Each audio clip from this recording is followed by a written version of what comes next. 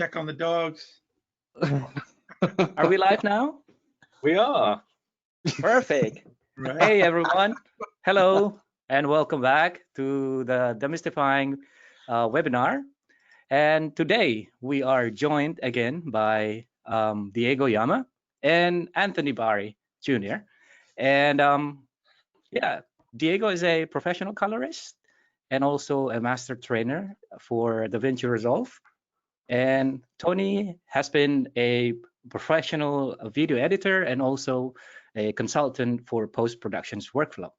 And also here, Simon is also joining us. Simon is the Director of Training at Maxon, and myself is Max, and I'm a trainer here at Maxon. And yeah, last week we've been covering the basic of color grading. We've looked into the topics such as using scopes in productions, helping you to get your shot right, and then also using scopes in the post-productions when you're color grading. And then also, we also talk about how important scopes are as an addition to our set of eyes, right? And yeah, so today we kind of picking up from the point where we left off last week. And next week, we will have another sessions, which is titled Breaking the Image. So stay tuned. It must be really interesting for you, because in this sessions next week, we're going to talk about reversing grade and so on. So now for the usual housekeeping, just another reminder that this sessions is recorded. And if you missed last sessions, you can go to our YouTube channel in Maxon Volume Program Training channel in YouTube. So you can find all the demystifying webinars there. And yeah, and if you are registered to this webinar, you also will receive the recorded sessions through your email, right? So without further ado, let me just hand over the microphone to Simon. So Simon, feel free. Thanks, Max. One other thing that we wanted to just share with you for both last week and for this week is that we've made some clips available so that you can test out some of the things that we're actually talking about. And I'll post those in the chat in a second. You'll have those automatically in the link for the recording or the email that follows this up. In fact, they're live now. So in Max, would you mind going to that first YouTube clip on the Maxon program training channel and just like click on that and just look in the descriptions. So if you just scroll down slightly, there we go. So the grading clip download links are just there live on that description area, and we'll post them again here in the questions and the chat box. Yeah. And some of those were shot by Max and some were very kindly shot by Tony in massive 4K ProRes wide gamuts and so on. That's from, which film were those from, Tony? That's the Black Magic camera. So those are for an ongoing series I'm working on right now. When COVID can dissipate, then I can continue. But in the meantime, why not share? Fantastic. Cool. Thank you for doing that. That's brilliant. Yeah, the idea about the, oh, sorry, Simon. That's right.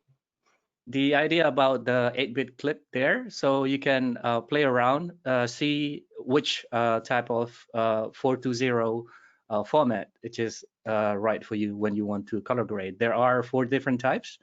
The one which is shot using the standard profile. I use the Canon DSLR camera, by the way. And then 2 of them are flat profile using CineStyle and some standard profile, but I reduce the saturations, sharpness, and so on. And the last one is the third-party Canon Log 3. So yeah. Fantastic, excellent stuff. We're going to show some more things today as well, but we thought we'd also just have a short conversation about what does it mean to be a colorist, which is the title of this session. Do you have to have specific kit or experience or training, or are you a colorist if you're having to do it on the timeline because you're picking up a job from somebody else or you're having to make it look great? And there's a variety of different answers to that. I suppose it depends. But if you're grading footage, then are you a colorist? I would have said that you are. But there's a number of different things about the technical and the creative side to this. So I just wondered, Tone, if you wanted to kick off and share your kind of original ideas about how this affects you in your workflow. Sure. I would call myself a non-professional colorist, meaning that I typically like to, prep it and get things ready so it can go to an actual colorist. Because of where I live in Hollywood.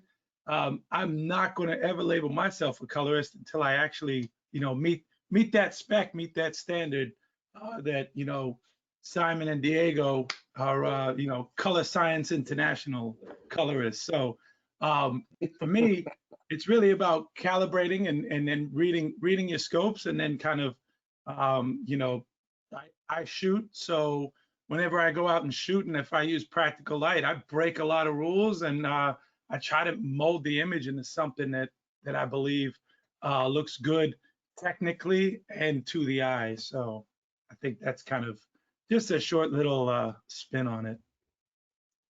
That's, I mean, that's a very pragmatic approach as well, to be able to then fix the stuff. And we're talking later about actually then taking that on further and then making creative decisions as well, and what differences between that. But Diego, what would you say if somebody says, "Am I a colorist?" just because I'm doing pictures, or what would you say to that, or what would you say it takes to be a colorist?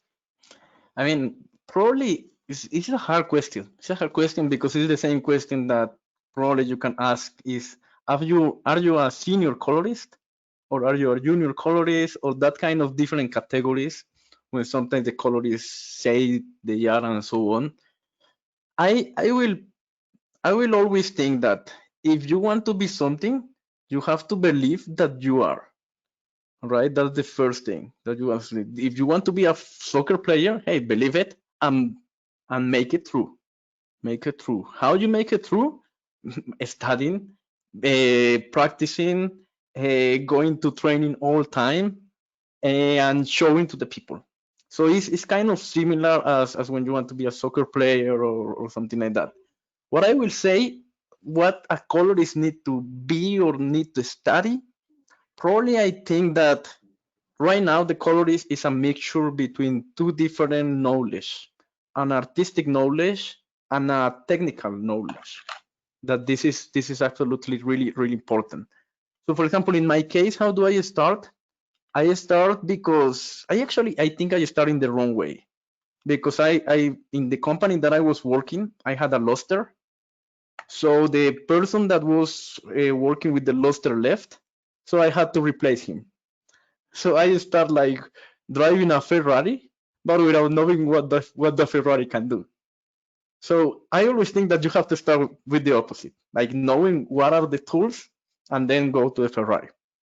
But in my case, I start I went to the Ferrari and I start like working, and then with time I say, okay, I was making some operas, then some series, and I say, yeah, I mean, I'm a colorist, but I always think that a title doesn't mean anything if you don't practice, if you don't make it again, if you don't, for example, try to, if there are some people here that want to learn, every day try to grade something.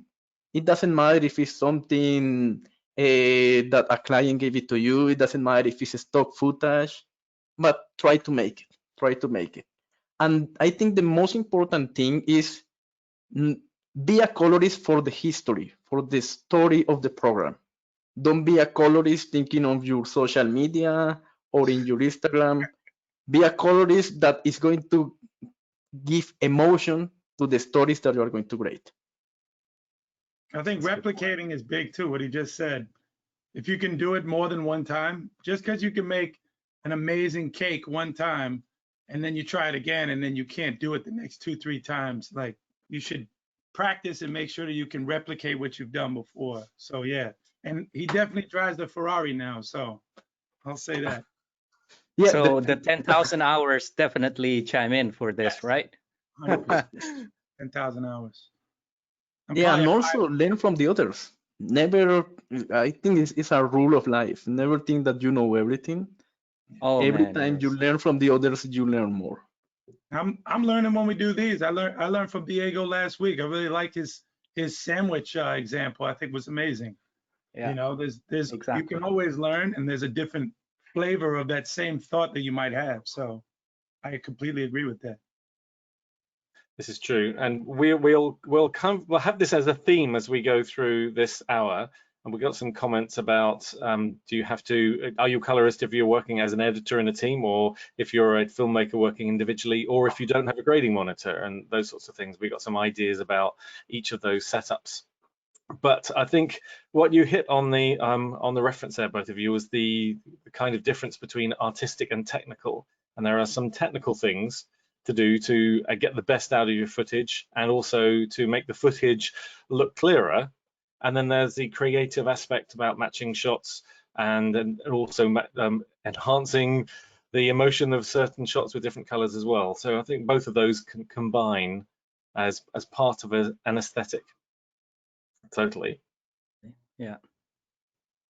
And on that note, Max, then you did Yes. have a couple of things that you wanted to say about the difference between flat and log, and Exactly.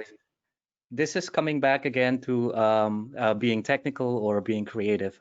I'm not saying anything that I am a technical-minded person whatsoever, but it is great if you have a ground, if you can be objective sometimes, and so that you're not thinking that, because sometimes when I am color correcting, it's also like when you're color correcting for somebody else's, the phrase beauty is in the eye of its beholder. Sometimes it's crashing between you and your client, right? So sometimes when you have like the technical measurements, you can really say to the client like, hey, this is it. I mean, I did this and this is my workflow. Here is the proof, and so on and so forth. In that case, I would like to go back again and kind of like walk you through why I choose the technical approach for the flat and log clip that I have last week. and these are the clips that we've uploaded, by the way, and I've just added Exactly. the link into the questions. I actually was replying to Alberto, and I put it on Simon's link. So sorry, Simon. So actually, hello to both of you.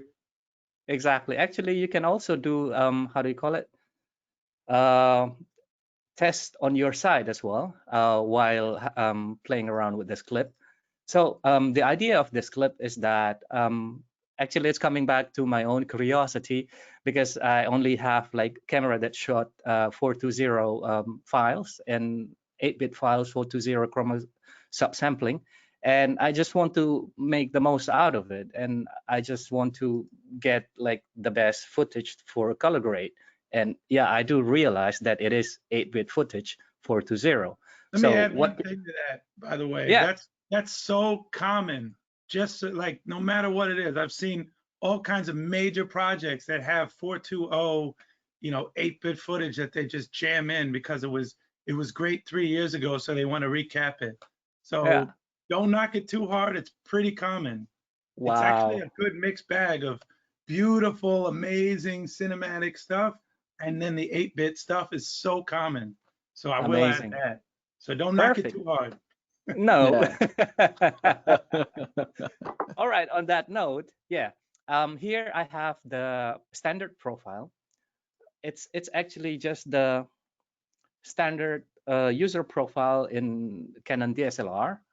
That's how it looks. And the second one, I have the CineStyle, how do you call it, flat profile from Technicolor. And then the third one is just the normal neutral profile, but I reduce the sharpness, reduce the contrast, and the saturations. And then the third one is that the log file, Canon log 3 in this how do you call it, in this case.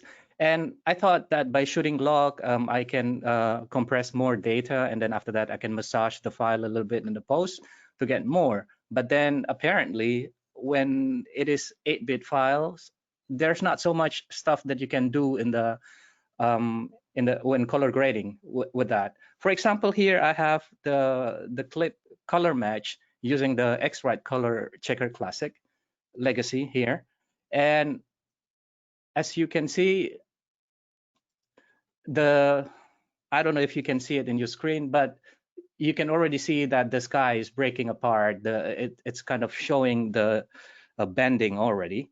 And as I go forward by checking it, fixing in the white balance, sorry, and that is by just picking one of this box, the black to white, and then by doing that, I got so many problems. And sorry, Control D here. Okay, yeah, as you can see, the image start to break apart like very soon. And bear in mind that this image was denoised as well prior to these operations. All have like the same settings. And then the second image here, we have like just the flat profile. And when I color match that, sorry, what's happening? Oh, I got conflict from GoToWebinar. It happens. Are you still seeing my screen, by the way? Yes. Yeah, we Yep. see internet. Do you see the Resolve? Resolve is not on the screen. Resolve is not in the screen. I'll add one thing while you put it back up. Like when you're working with the 8-bit footage, there it is. When you're working with 8-bit footage, you just need to adjust your threshold on how much you push. So you just push fractions. So you're using a scalpel instead of using a hammer and a chisel. Yes. So it's more like a fine tuning when and when I'm using flat file, to my surprise, and as you can see, let me just bring the scope. If we coming back to log file, as you can see, like in the traces, there are not so much data. As you can see in the scopes, while in the flat file, as I'm pushing it, it's still there. Even if I just apply some looks, and then after that sharpen it, it's still holding up perfectly. So yeah, I mean, coming up to the conclusions is that sometimes technical workflow is also a good additions to your creative workflow, especially if you really need to be objective in case in case you want to showcase your argument to your client or something like that, so that you know that you have something to hold on.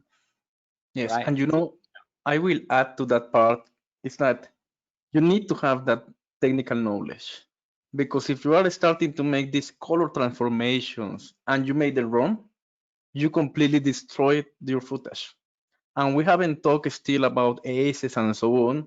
Yeah. And when you are going to color management, you really want to know what transformations are you doing and if they are good.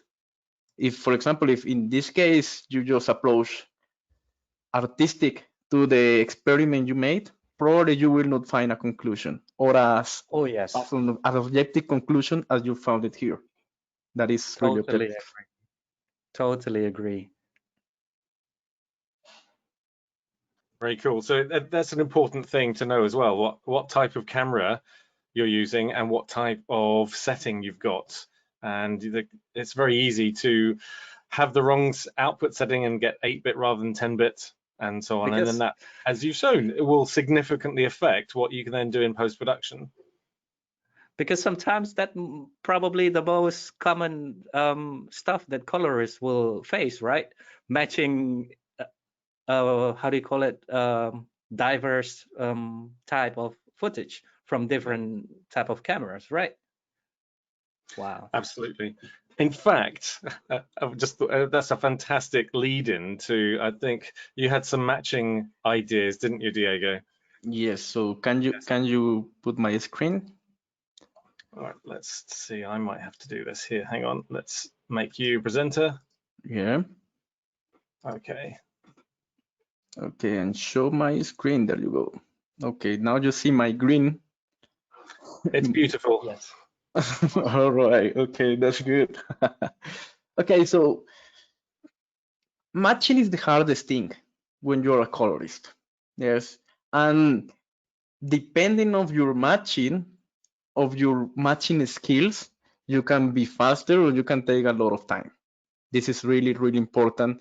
And matching is that kind of things that I think is giving you value. It's giving you value. If you can finish a movie, one reel per day, and you are making a good matching, this is going to be good for your client and for your work.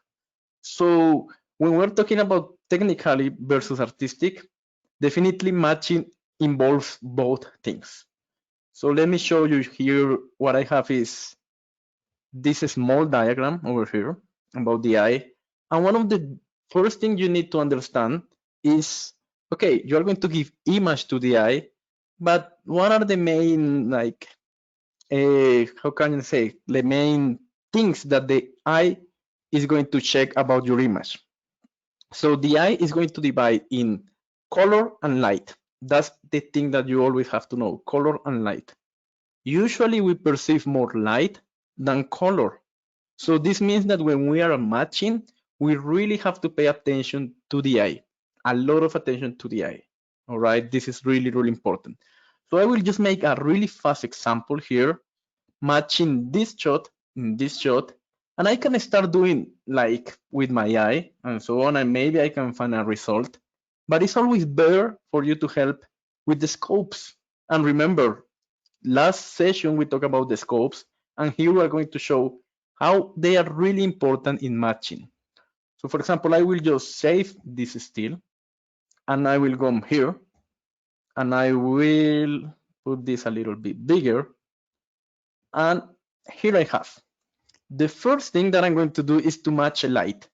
And here is going to be really easy, because if I have this part and this part, all I need is to decrease this, and now I have light. And now how I can match color, I can use my Vectorscope, and the Vectorscope is telling me the route that I have to do to match these two colors. So I will move it, and look, I'm moving this small yellow part to the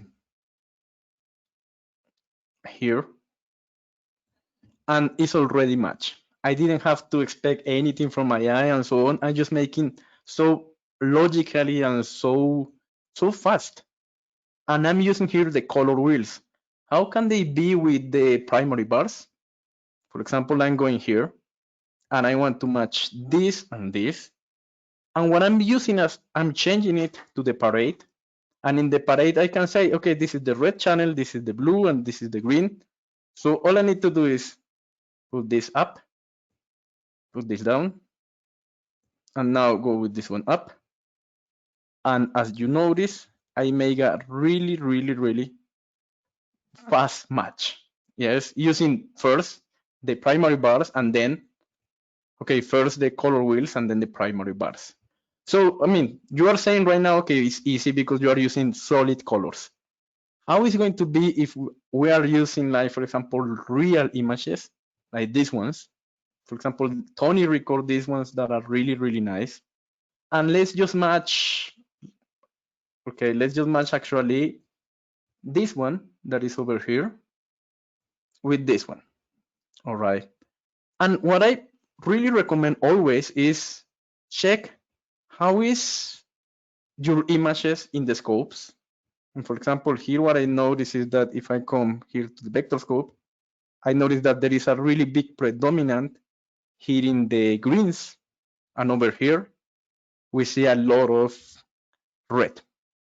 So if we want to match, for example, these two parts of the image, always, this is a really great tip, never trust in your memory color. All right, your memory color is going to show you another thing. Always make a still. That's really important. And then come here and compare. All right. And for example, in this case, what I don't like so much to make the wipe in these cases.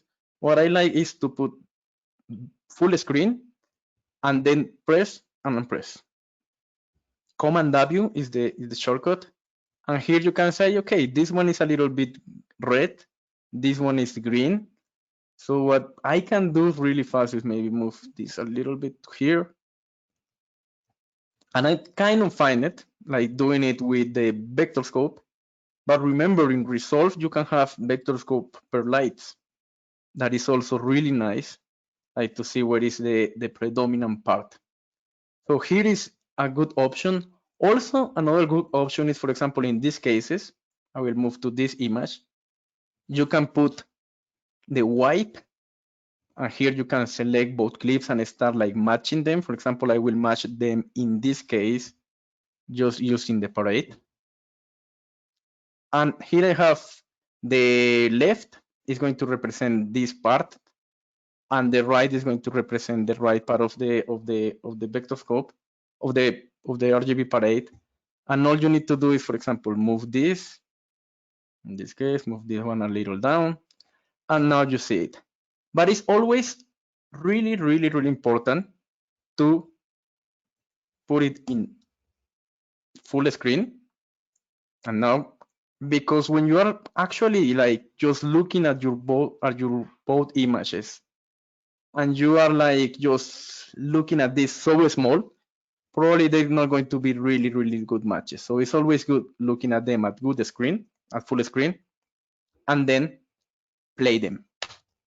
Diego, when you're doing matches like this, is there something specific to make sure it matches better? Like in this case, it looks very much like the greens would be a very important item to connect those two screens. But sometimes if you've got a lot of skin tone showing, that could be the important thing. So do you have like a rule of thumb or something that you usually do, or is it down to what's actually in the inherent shot? So what I always think is that, I mean, is the hero is the one you need to match.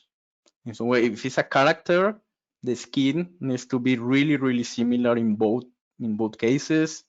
Or also sometimes it can happen that you have a bad camera. In this case, I have the same camera. So the match is actually is in some way easier. The problem of this shot is, look at the mountain. Yes, I have a blue mountain here at the end, and I don't have the mountain here. So what I need is to do maybe a secondary, or maybe to decrease a little bit like this, and always checking. But my main rule is always to play it back, forward, back, and to watch it in real time, and always throws in the scopes and in full screen. Probably I can say that.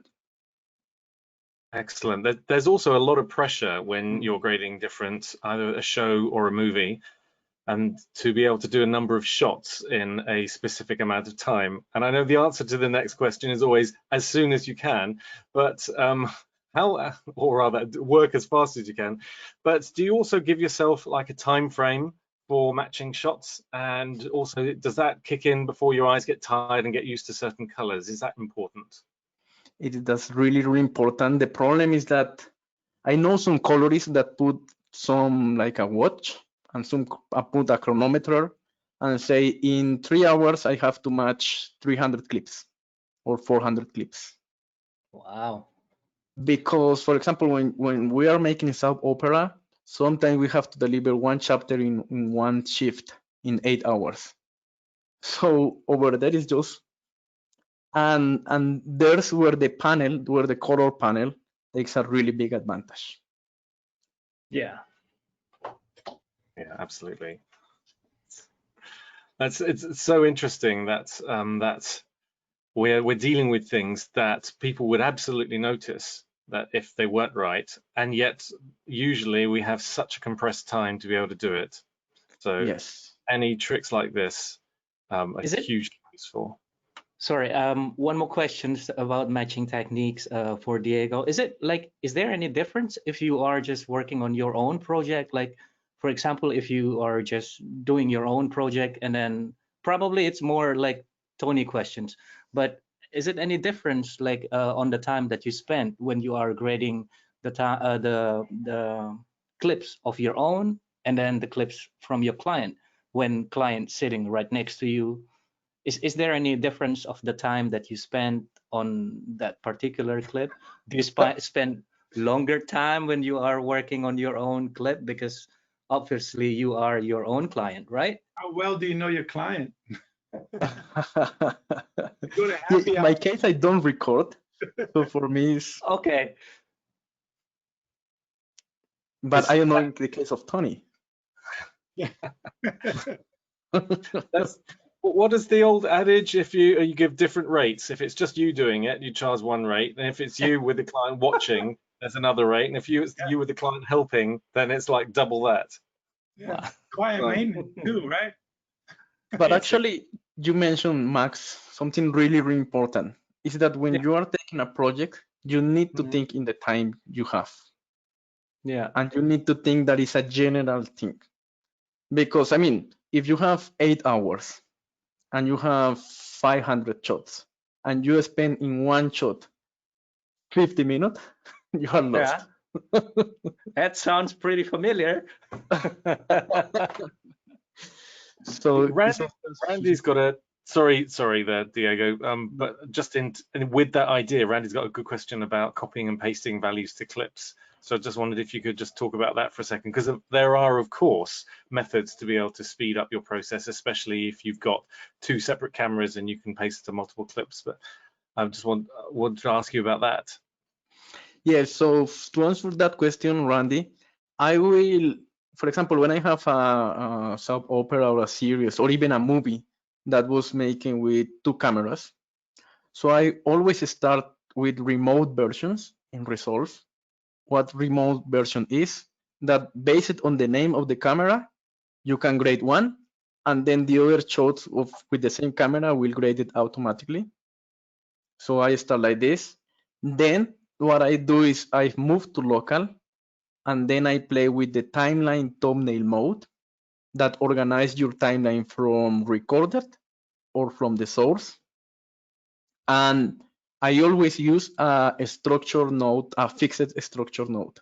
So I don't create every node every time. I just have one fixed structure node and I copy to everything. And when I move from one shot to another shot, I go to the same exactly node. So you kind of have your template in the Power Grade or something like that, right? Yes. Okay, nice, nice.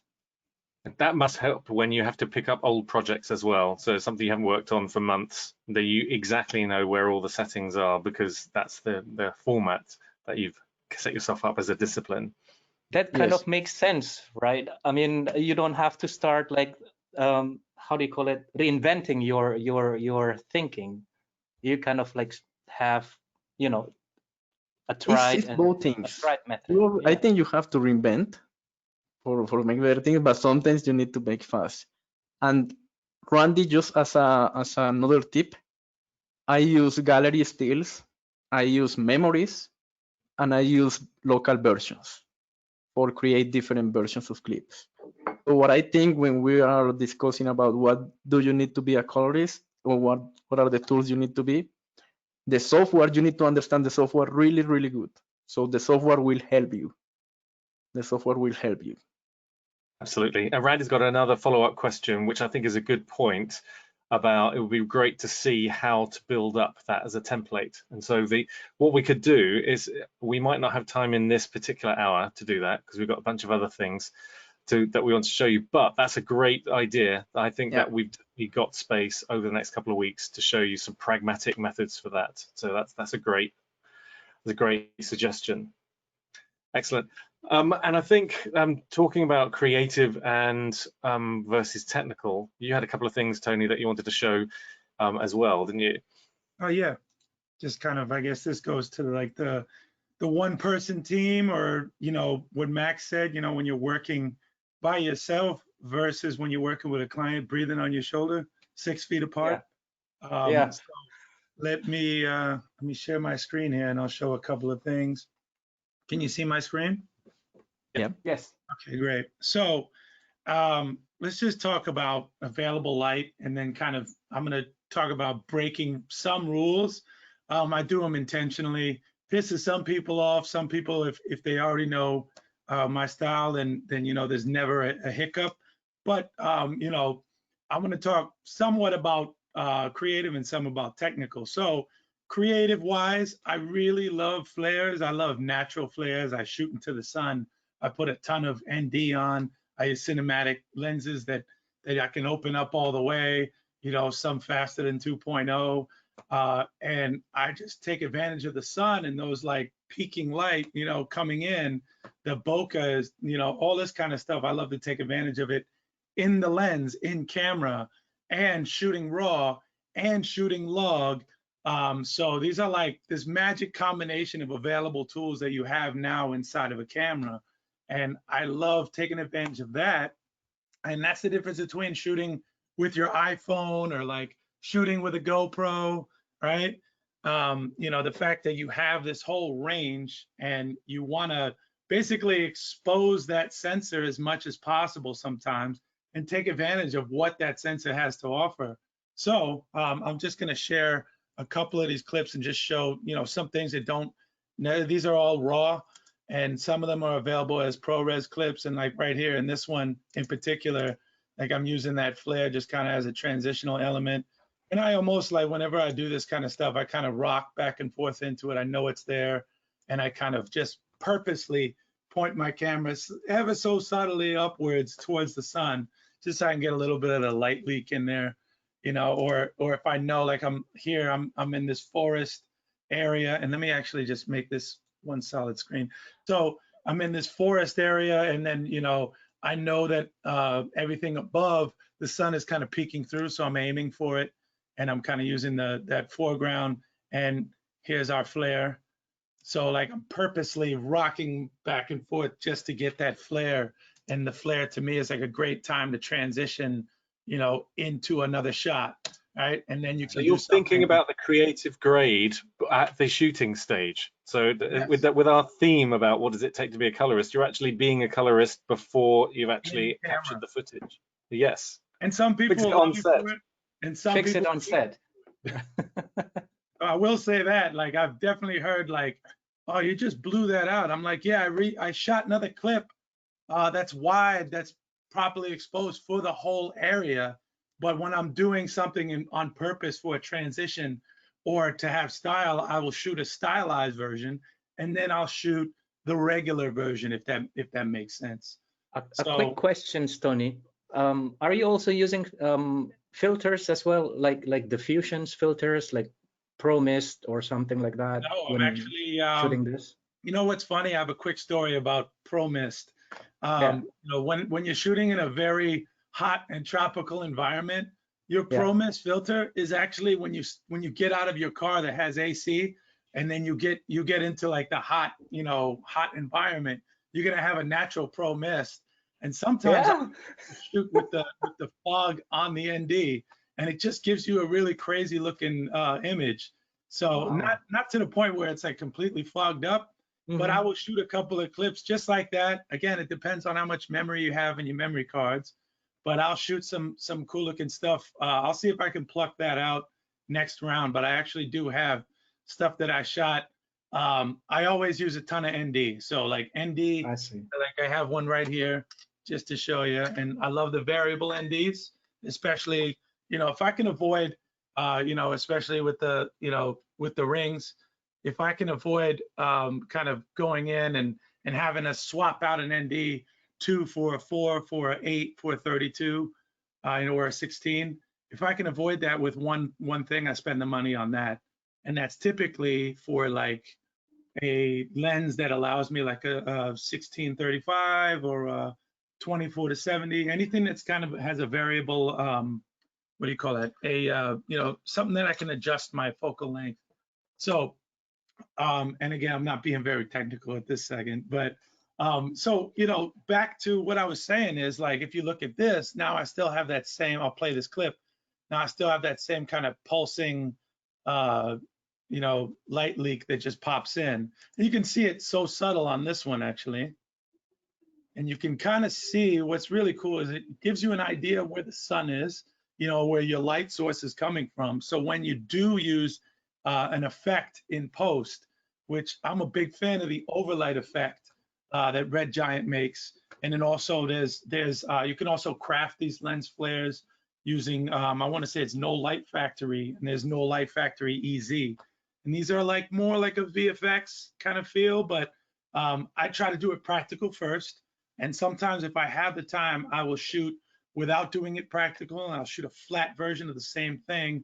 It really matters on time, and it really matters on, like, you know, who's standing over your shoulder or screaming at you from the van, because like for this shot in particular, I just noticed, you know, we're driving by all these rice fields, and I'm like, oh, look at that. That's the black rice.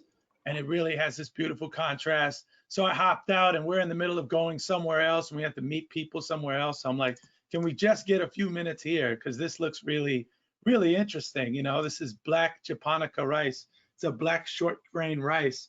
And it was actually an accident that it was planted here in this field. So there's red rice and all kinds of varieties, but in this one I just saw that, and I had to jump out and get a shot or two with this because I thought it would look pretty amazing. So you know, again, shooting it practical is probably my first choice, and then after the fact, when you don't have the time to shoot both, you know, I'll just go and I'll shoot something that doesn't have the same flares, and then I can add this later in post with like an overlight effect or with the No Light Factory effect.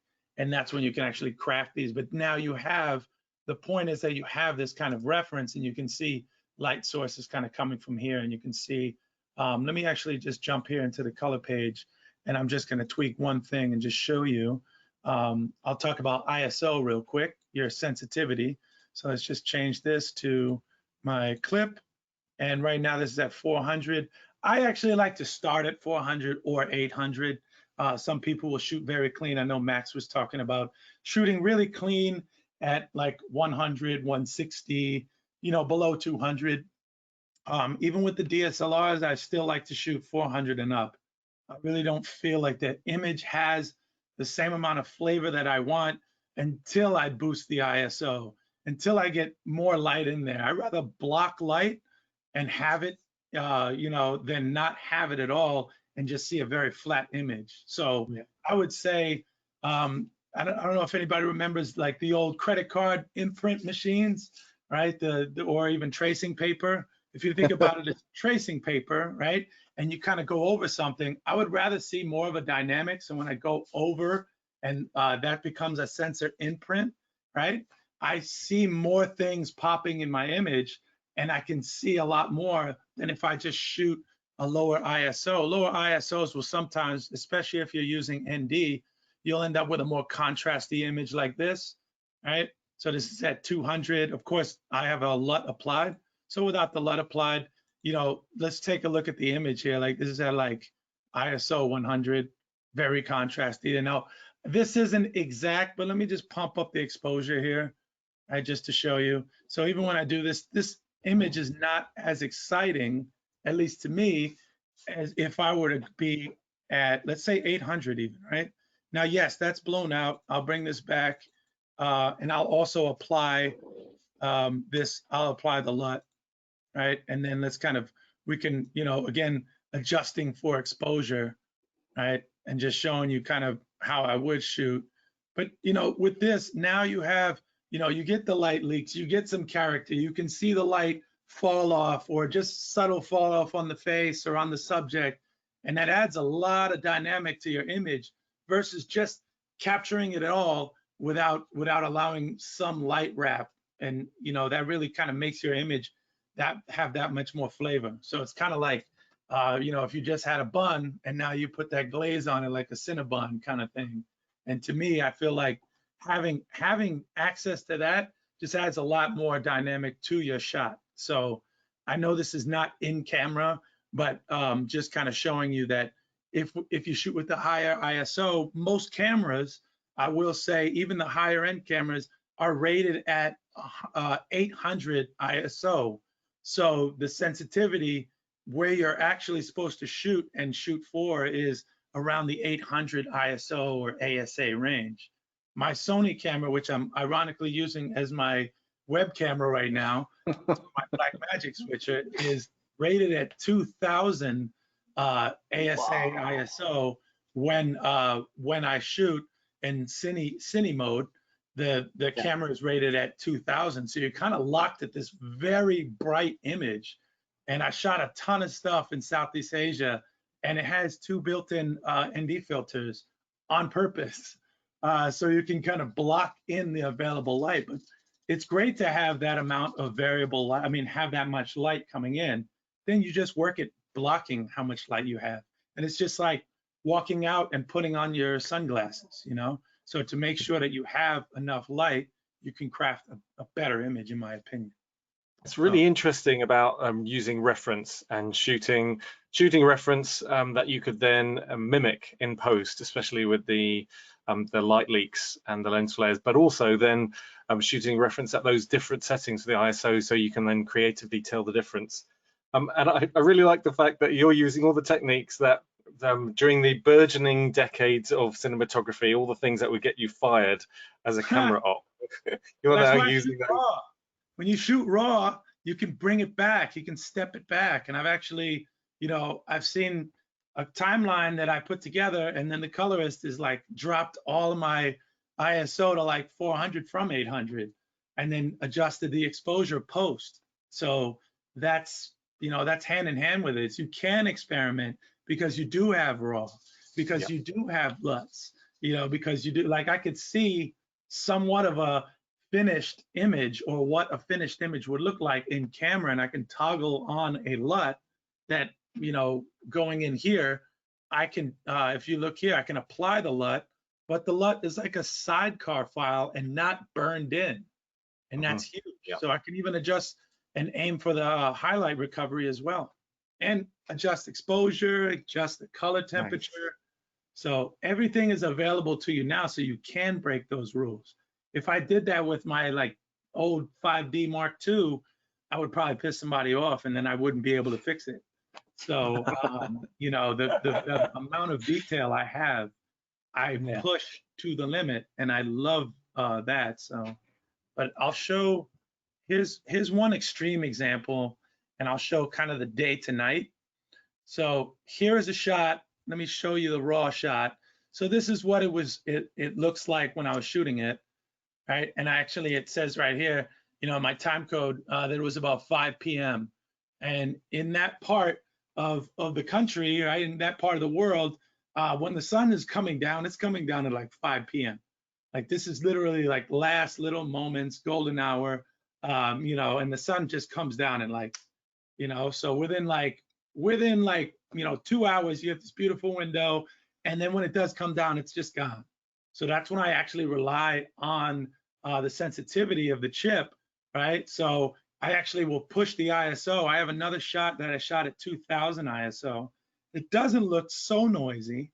And another thing is, don't be afraid of the noise now, because a lot of the cameras have got it right to where it looks more like film noise and not like digital artifacting. So like I encourage, you know, with this Blackmagic cameras, the noise looks really nice. Depending on how much noise you add. Don't try to like act like it's you know, like you're seeing things in the dark. But if it's pretty dark, you can pump up your ISO and get something. Let me just jump to that really quick. So this right here was shot in 2000 ISO, and this and literally like the sun is coming down to the point where it's almost not even there, and I still can get highlights in his face. I can still yeah, so right here, so you see 2000 ISO, and I still have a lot to work with here, and you can still see a dynamic in that image. If this was an older camera, like that sky would probably not be there. You would never really see highlights in his face. Even if you can get just the reference of a highlight in his face, now we can pump that up in post. Now we can adjust it in post.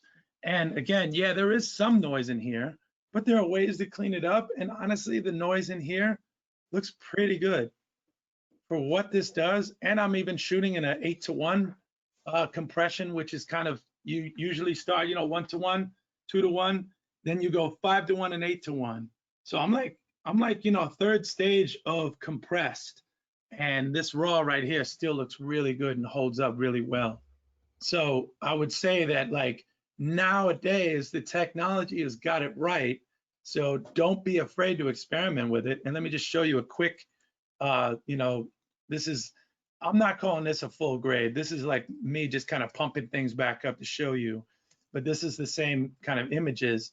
And just to show you that same guy's face, when mocking it as though it was sunset, but it was already sun gone. So, in here, I actually can pump it up. I adjusted the color temperature and I warmed up the image and made it look as though the sun is still there, like he's looking at the sun, but he's honestly looking at an empty horizon. So you are theoretically faking the golden hour. Yes, I made it golden. So referencing a follow-up question from Randy. Randy was asking if there is a difference in grain, and I think I'm going to ask for you, Randy, if there's a difference in grain between the actual real golden hour footage and the fake golden hour footage. How would you then fix that, Tony? So you would clean it up. You could do like a denoiser, or, right? So the best thing is you can do is try to see where you live between, before you start to kick up dust. And what I mean by dust is that grain and really like the artifacting. When you start seeing the pixels dance, you went too far. When you can see them and they're so subtle, that's still okay. But the second that you can, like, you play it back and you're seeing a lot of this, then that's that chatter is just a bit too much. So nice. When you just see it subtly dancing, you can clean that up really easy. And at that point, I think being tack sharp, right? So making sure that, the eyes, right, all the proper parts of your image are 100% in focus is probably, and of course, when you're like in this kind of low light situation, the camera, most cameras or even camera monitors externally will have a focus peaking setting, so you can have like a red outline or whatever color outline you want. And that's very important. So when you do have very subtle focus, because you're wide open, just trying to capture every piece of light, the important thing is if your subject is sharp, tack sharp, then you can kind of work in, how much grain that you have in there. So because let's say I'm tack sharp, I pump up, I pump up all my values. Then you start to see stuff dancing. Then bring it down a little bit to where it's like just subtly there, and clean up the image at that point. So not to where it looks really terrible, but to where it's like, all right, it's obvious. Now clean that up. And what that's going to do, what I was talking about sharpness, is when you do any denoising, you're actually doing a balance of image sharpness and clean. So you're losing some detail, but if you already have the detail in there, you can bring it back, and you do a balance of, and Simon, I think you could piggyback on this. You do a balance of dirtying the image up, right? And then you clean up the image, and then you add a little bit of dirt back in to make it look realistic. Yeah. So does that answer that question?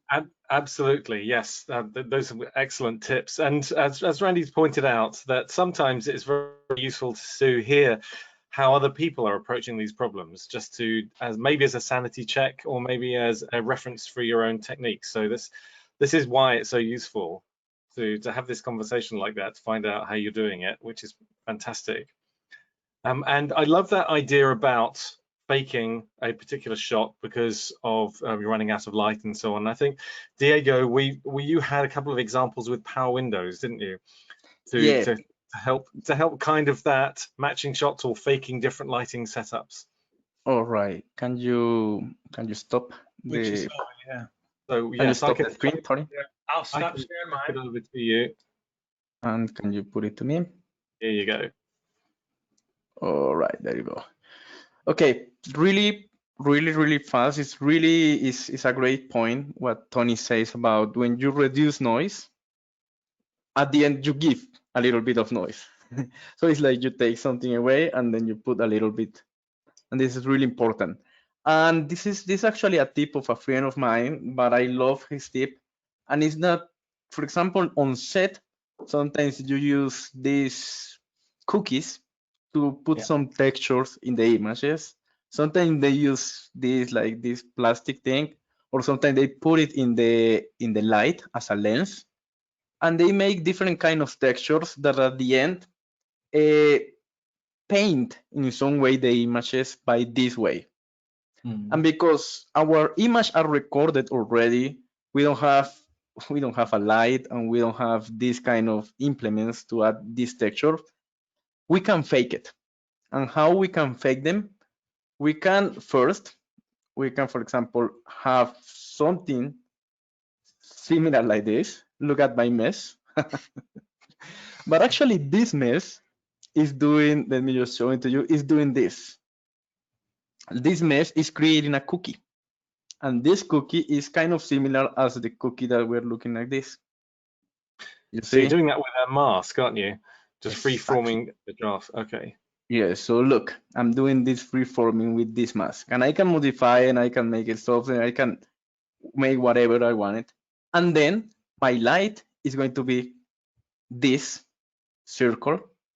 And what I'm going to do is, if I'm moving the circle, look, I'm trying to make or to filter that specific part. So when I'm adding this, for example, here, I will just clean a little bit my interface. So look, this is like a graded shot. And then when I add it, it looks like I'm adding some textures, specific, for example, in this part. Now it can be a little bit more heavy. And it will not be a normal window. It will be a texture that I'm adding in the shot. And it will create some details that can be really important or not, but it depends of what you are doing. But this is a really great technique, for example, in this case, in this shot that I have here, like for example, create texture in this part.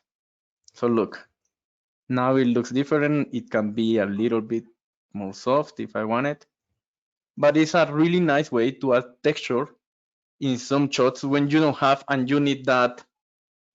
I think the objective of color and photography is to create depth in a 2D shot. So making this kind of texture, you can help them. There's classic techniques that the artists have used for hundreds of years to do exactly that, to kind of fake that different depth or the muscle tone or as you've got here in the clothing.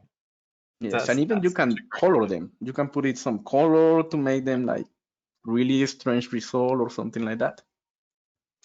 It's so interesting that this central theme that we've got about what it takes to be a colorist is that most of the things we've been talking about have been an idea of or practical ways where you can then affect things both before you shoot and afterwards, but kind of separated from the essence of just making something warmer or cooler.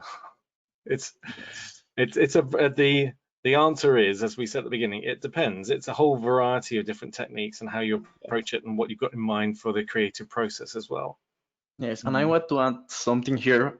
I don't like usually so much to record, because I mean I find to go on set really messy, people running. Well, I don't want it so much, but I want to go. I love to go to see what is happening, to see what is the DP doing, what are the people doing, how the lights are moving. So a really important part to be in the process to be a colorist is to see how the light works in real life and how the DPs fix the lights to make their shots better. Yeah, absolutely. To add one thing to that, actually, I think you can see how much effort they're putting into a particular shot too. So if they're doing a lot of work for that one shot, and then you're seeing it in post, you probably want to put in a good amount of work, or you probably want to highlight that one shot they put a lot of work into. Absolutely, yes. The one they spend most time on, don't mess that up. Don't mess that up. Exactly. DP's favorite shot. Right? Absolutely. Well, I was just going to say, Max, can I make you presenter, because we're just going to wind it up because we're just at the hour mark. We've got more to say on this topic, and also we'll extend the conversation and this topic and into next week. As Max said earlier on, we're going to be looking at breaking the image, but also we'll factor in some comments about the equipment and the screens that you and workflows for the screens that you have to, like, do you have to have a really expensive grading monitor, and what kind of pragmatic steps can you take if you haven't got access to that, and so on. Just wanted to wind it up by mentioning again, in case you missed it at the beginning, where you can get more of these resources. And you're sharing a lovely blue screen at the moment, Max. Exactly. I don't know why it's not popping up. Sorry. I want to mention one thing that, like, I guess right now, Vinci Resolve 17 is launching. So just know that we're showing 16, but 17 is coming out today, and they're launching it today and doing a whole demo, which will be on YouTube anyway, but you can watch it live after this. Are you saying that you might have something in 17 to show us next week, Tony? I might. Actually, Diego and I are going to talk. We're going to pick apart 3 of our favorite things. And we'll do it on LinkedIn live later on today. So around 1 o'clock my time, which is PST, right? And then Diego's more EST, right? So, yes. But we'll share after the fact. But it's fantastic. a big day for Resolve today, just to say. Well, if you send me that link, Tony, I'll add it into the email that everyone gets automatically from this webinar. Absolutely. It's so fresh that we have to make the link for you. That's true. Right. Well, on that note, thank you everyone for joining us. And for further resources, you can find it in our YouTube channel. It's called the Maxon Volume Program Training. You can see all the recorded videos there, and check out the next demystifying webinars that we'll be doing in November 16th. It's breaking the image, and we will pick up the topics from where we left off, and we're also covering some of the topics that we obviously couldn't cover today because of the time limit. And yeah, thank you very much for joining us. Thank you, everybody. Yes. Thank you, Thank you, everybody. everyone. All right. Take care. We'll see you next week. See you next week. Bye-bye. Bye. Cheers. Thank you.